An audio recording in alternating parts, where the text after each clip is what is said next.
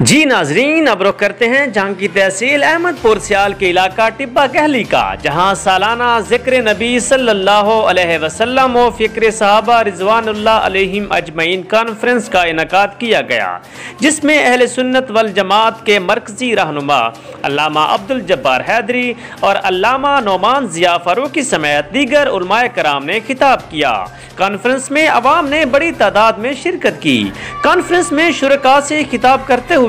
علماء کا کہنا تھا کہ حالیہ دنوں میں ہونے والی گستاخیوں کی پرزور مذمت کرتے ہیں اور حکومت وقت سے مطالبہ کرتے ہیں کہ اسلام اور ملک دشمنوں کو قانون کے کٹہرے میں لایا جائے۔ آخر میں ملک پاکستان کی سلامتی کے لیے خصوصی دعا کی گئی۔